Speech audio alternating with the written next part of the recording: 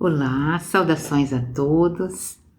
É com alegria que nós nos reunimos mais uma vez, em nome do Centro Espírita Allan Kardec, aqui da cidade de Campinas, para estudarmos o Evangelho. E como de costume, iniciamos com uma prece. Mestre Jesus, queremos te buscar nesse momento, pedindo as tuas bênçãos para todos nós, para que possamos ter uma reflexão proveitosa e importante para as nossas vidas. Que teu amor nos ampare, Jesus, hoje e sempre.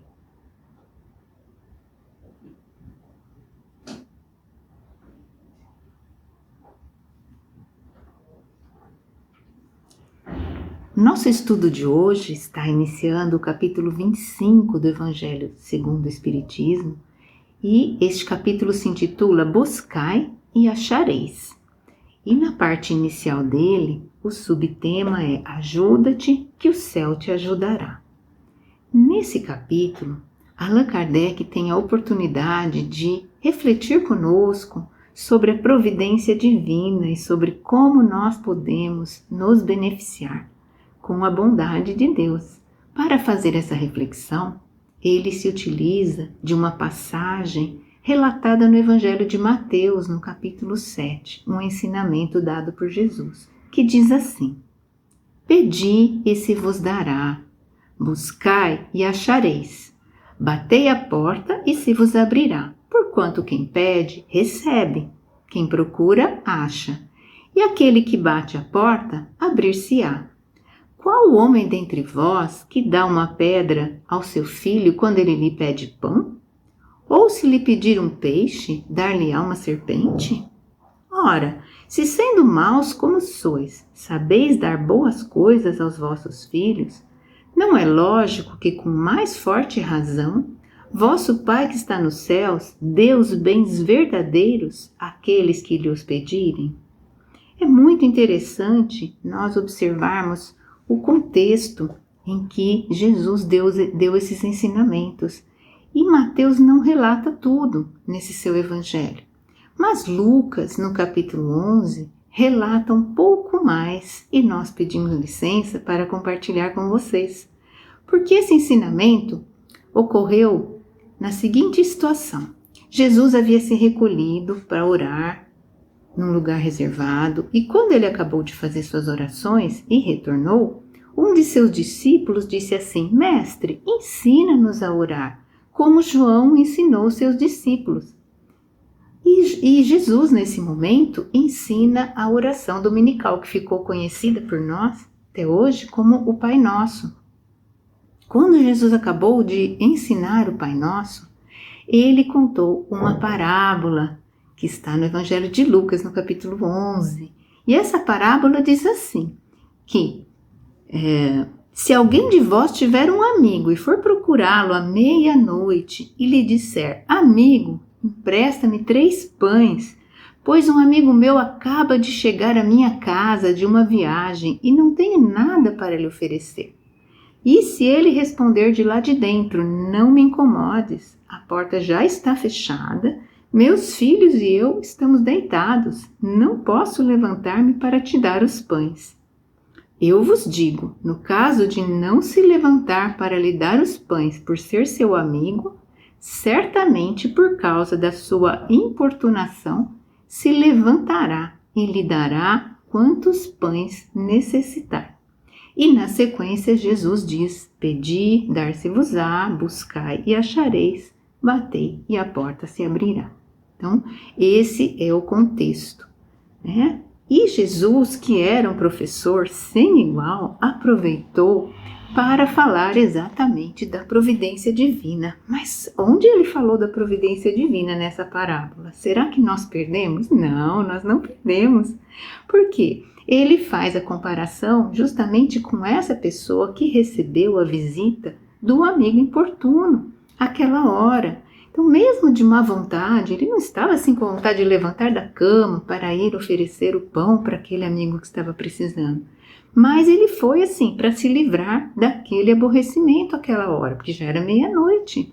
Então Jesus vai dizer, será que o nosso Pai que nos ama não vai se agradar com os nossos pedidos e nos atender de bom coração, né? Por assim dizer, a qualquer momento que nós precisarmos? Então, essa é a providência divina. Mas o que aconteceu para que aquele amigo importuno recebesse os pães? Ele precisou perceber a necessidade, precisou ir atrás daquele outro amigo e bater a sua porta. E olha, ele deve ter batido bastante à meia-noite para acordar o amigo e fazer ali o seu pedido. Então ele não ficou parado na sua casa esperando, ele foi de fato atrás de uma forma de resolver o seu problema, que no caso era a necessidade dos pães para oferecer para aquele seu amigo que estava visitando, né? E quando Jesus dá esse ensinamento, ele estabelece uma ligação interessante entre a lei de adoração e a lei de trabalho. São leis que nós aprendemos com Allan Kardec lá no Livro dos Espíritos, na parte das leis morais. Mas leis, como é que é isso? As leis de Deus que nós já conhecemos e precisamos colocar em prática em nossas vidas. Então, como é que é essa relação? A primeira lei é a lei de adoração, a que Jesus faz referência. Então, ele nos ensina, com esse ensinamento dele, que nós podemos nos ligar ao nosso Criador, pedindo aquilo de que necessitamos. Como é que nós fazemos esse pedido? Nós fazemos através da prece. A prece é aquela ferramenta maravilhosa que está ao alcance de todos, que é elevar o nosso pensamento, pensar em Deus, estar com Ele e revelar a Ele todas as nossas necessidades, para que Ele possa nos ajudar naquilo que nós precisamos. Então a prece é um recurso admirável e se ela for sincera, se ela vier do fundo do coração, com sentimento, ela certamente vai nos beneficiar, porque para Deus não importa aquele monte de palavras bonitas ou longas preces, não faz diferença. Para Deus o que importa é o nosso sentimento, é a nossa intenção, é aquela sinceridade que nós colocamos no nosso pedido. Se esse pedido for sincero, ele certamente vai atingir os seus objetivos. Porque quando nós, com sinceridade, pedimos aquilo de que temos necessidade, nós, com mais facilidade, nos ligamos pela própria condição daquele pensamento que está buscando auxílio, nos ligamos a bons espíritos que vão querer, sim, nos auxiliar. Então, é muito importante. Mas e a lei de trabalho? Bom, vamos ver primeiro o que significa trabalho para os espíritos. Como nós sabemos que o espírito encarnado, ele está aqui ocupando um corpo, mas ele está sempre ativo. E Kardec perguntou para os espíritos se só as ocupações materiais aqui da Terra seriam consideradas trabalho. Mas eles responderam que como o espírito também está sempre ocupado, então toda ocupação útil para o crescimento do espírito é considerada trabalho, de acordo com os espíritos.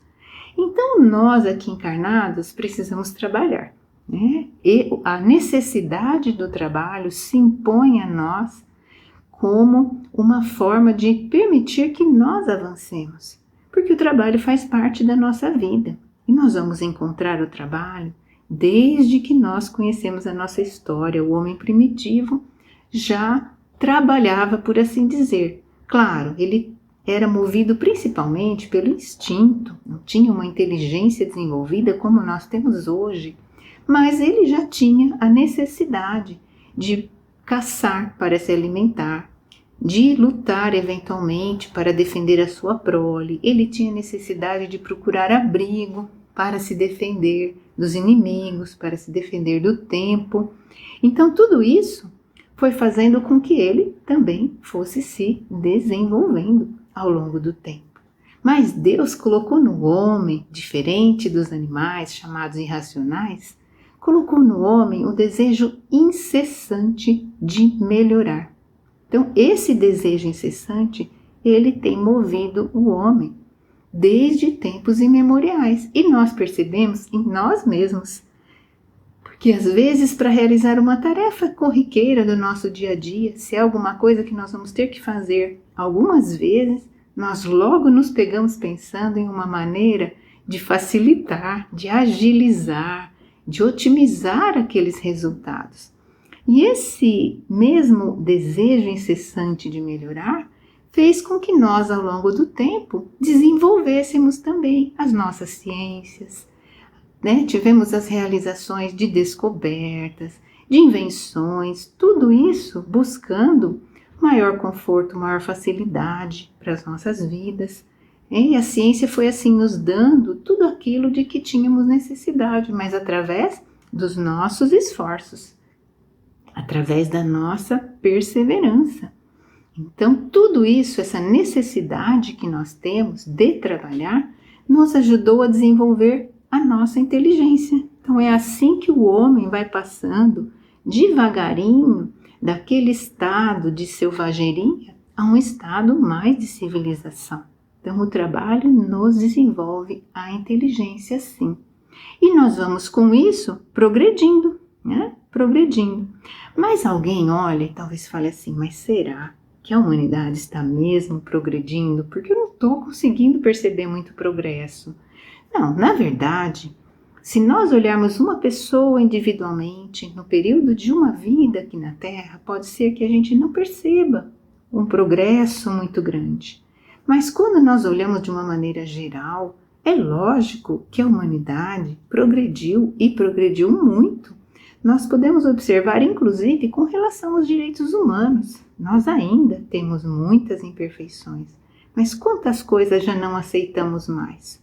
E já buscamos defender minimamente aquilo que consideramos serem direitos das pessoas.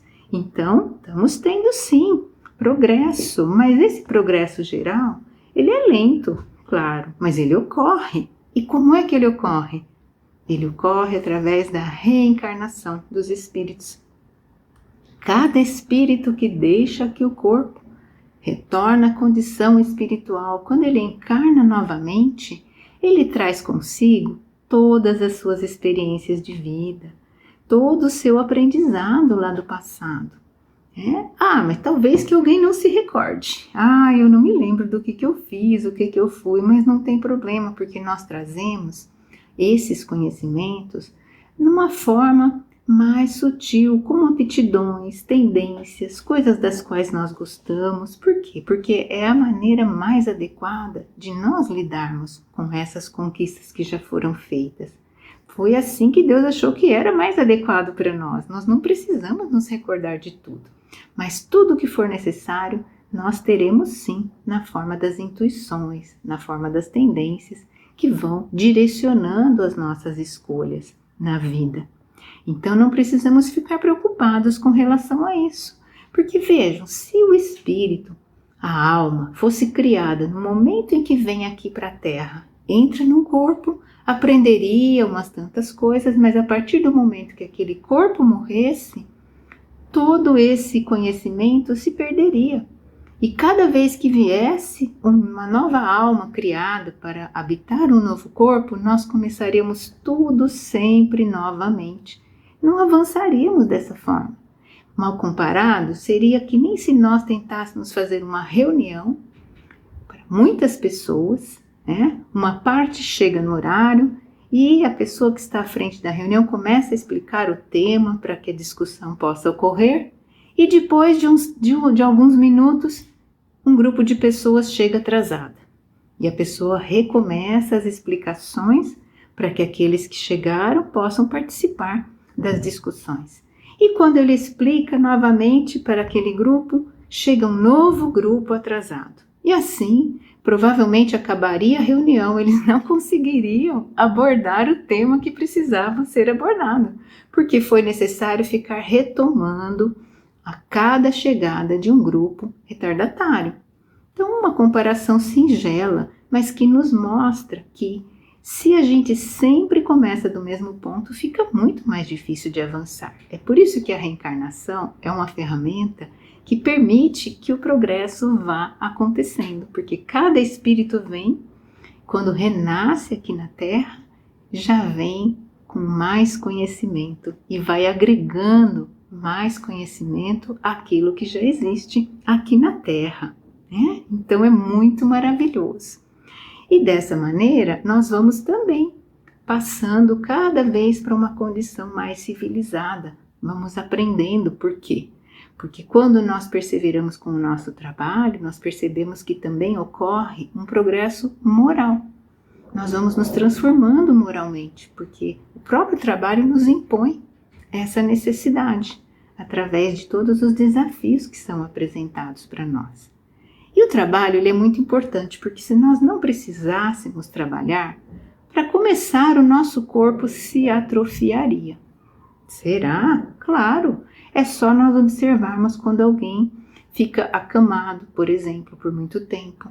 Ou se nós nos lembrarmos, talvez na nossa infância, quando quebramos um braço ou uma perna, né, precisou ficar imobilizado.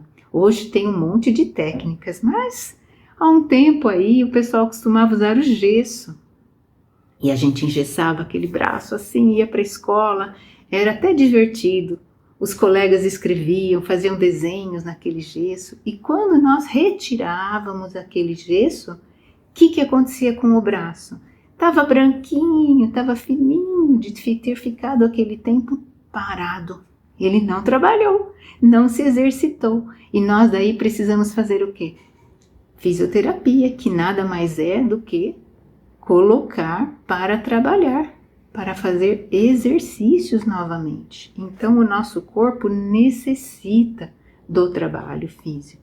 Mas a nossa inteligência também necessita desse trabalho para que ela possa se desenvolver, porque senão ela permaneceria sempre na infância, quase num estado de instinto, como foi já no passado para o homem primitivo.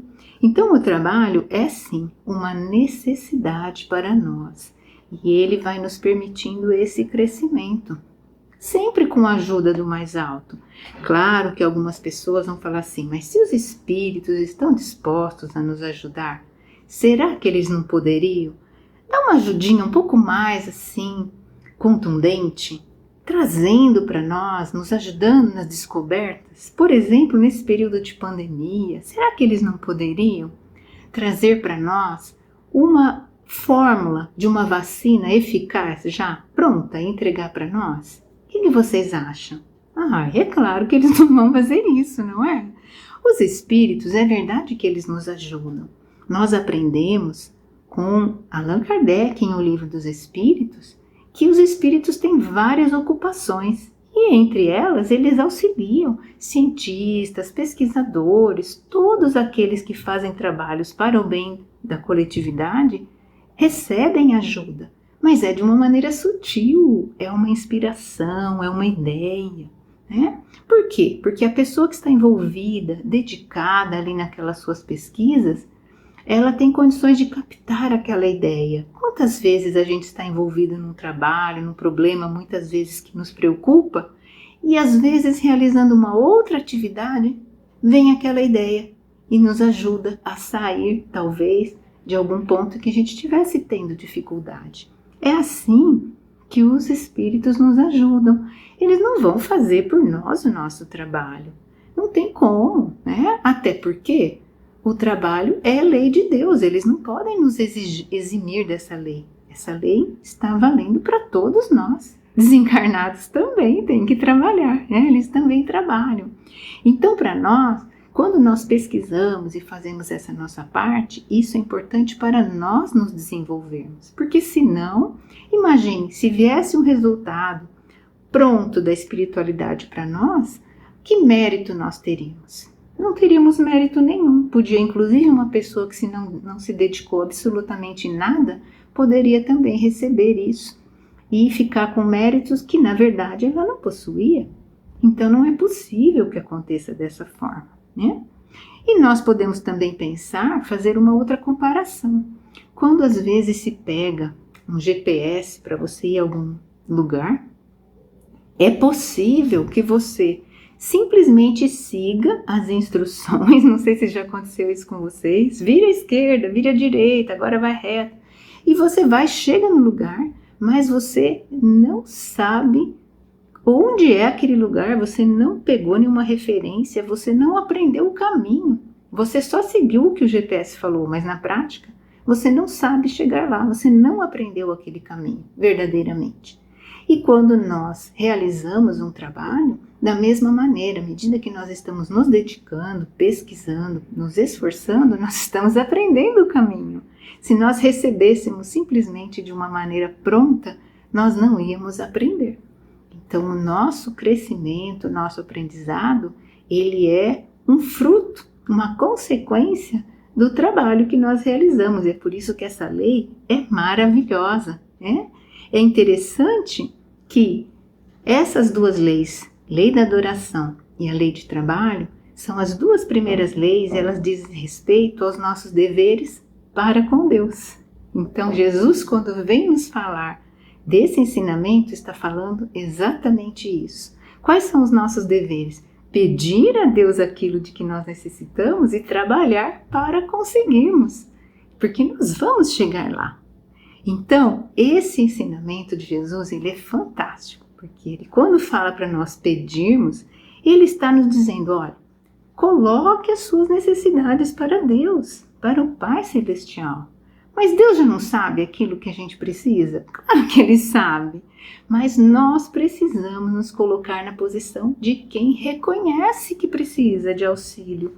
Do contrário, nós não vamos ter receptividade para aquela ajuda que vai ser enviada para nós, né? Através dessas inspirações, dessas ideias. Então é preciso que nós peçamos, colocando ali de fato aquele fervor no nosso pedido. Quando nós fazemos essa prece sincera, os bons espíritos vêm estar perto de nós e vêm nos ajudar, sim, né? Então nós não vamos deixar de pedir. Jesus falou, pedi e obtereis. Então vamos pedir, mas não vamos ficar só no pedido, porque ele deu 3 recomendações e a seguir ele disse o quê? Buscai e achareis. Quando ele diz buscai, ele está falando, trabalhe, faça a sua parte. Agora você vai colocar seus esforços para ir em direção àquilo de que você necessita, né? Então buscai, haja, faça alguma coisa. É isso que nós deveremos fazer, né? Mas as dificuldades vão surgir também. Claro, é natural aqui da Terra. E aí o que nós vamos fazer? Nós vamos bater a porta, num sentido simbólico. Vamos bater a porta para pedir aquilo de que nós temos necessidade, assim como aquele amigo importuno foi pedir os pães para o seu outro amigo, para que ele pudesse atender a sua visita. Então, nós vamos bater também a essa porta, porque simbolicamente esse ensinamento de Jesus pode ser entendido assim, né? Os bons espíritos dizendo para nós, batam a nossa porta. Nós nunca vamos deixar de dar a vocês um conselho, uma força, uma coragem, uma resignação para enfrentar aquela prova difícil pela qual vocês estão passando. Contem conosco, nós estamos aqui para ajudá-los, mas vocês precisam bater a nossa porta, porque senão vai ser difícil. Se a gente não faz um silêncio íntimo para poder receber essa ajuda, vai ficar muito complicado. E eles querem sim nos ajudar. Então nós vamos recapitular. Nós, espíritos encarnados aqui na Terra, temos muitos desafios, mas nós podemos sempre contar com a providência divina. Então o que nós vamos fazer primeiramente? Utilizar o recurso da oração. Pedir. Vamos pedir aquilo de que nós tivermos necessidade.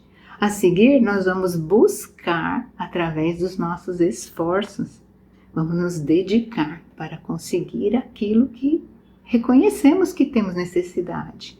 E a qualquer momento, se estivermos com dificuldades, vamos bater a porta, vamos solicitar essa ajuda, essa paciência, essa compreensão que às vezes nos falta, o equilíbrio, o discernimento, para que possamos quantas vezes tomar uma decisão num momento difícil e precisamos ter aquela clareza de ideias, vamos bater a essa porta, bater lá que nós vamos conseguir certamente essa força moral.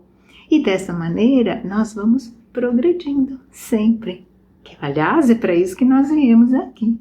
Então confiemos. Jesus nos dá esse ensinamento para mostrar para nós que a providência divina está à nossa disposição, mas nós precisamos também fazer a nossa parte. É por isso que se diz: ajuda-te, que o céu te ajudará. O céu representa, na verdade, toda a espiritualidade amiga que trabalha em nome do nosso irmão maior, Jesus, que está torcendo para que nós possamos conseguir os nossos objetivos de progredir espiritualmente aqui na Terra, contando sempre com a ajuda dele.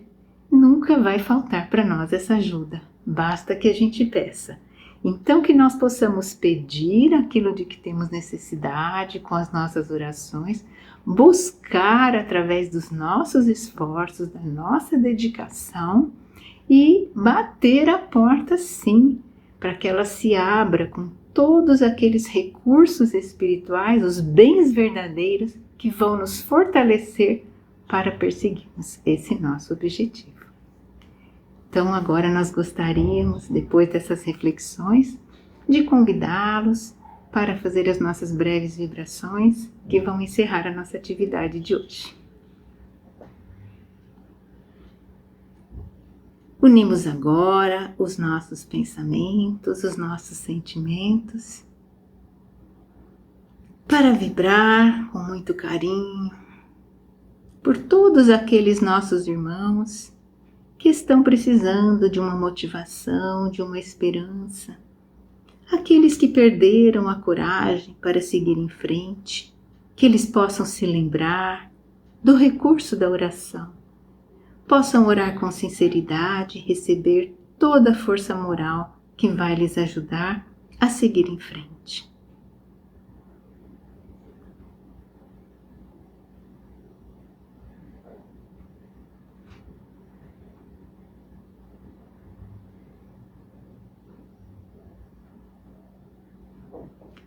Queremos vibrar também por todos os nossos familiares, esses espíritos queridos que convivem conosco, nos nossos lares, no nosso trabalho, próximo de nós, que sempre possamos ter entre nós um clima de respeito e de amizade em nossos relacionamentos.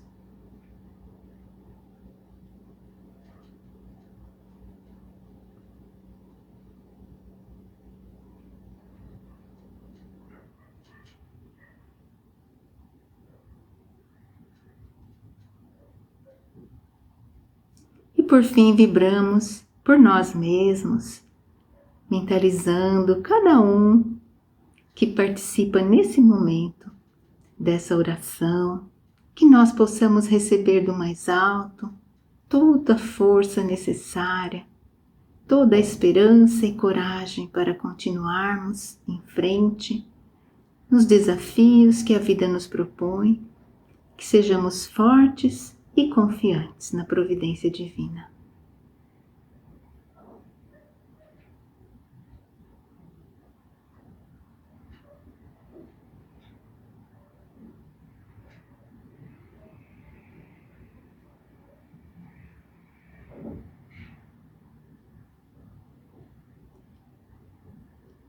E encerrando a nossa atividade de hoje, nós queremos agradecer, Mestre Jesus, por mais uma vez termos podido contar com a Tua proteção nesse momento de reflexão, que nós possamos, Senhor, nos fortalecer e continuar nos estudos e na prática dos Teus ensinamentos do Evangelho, Senhor. Fica conosco hoje e todos os dias de nossas vidas. Muito obrigada, Jesus.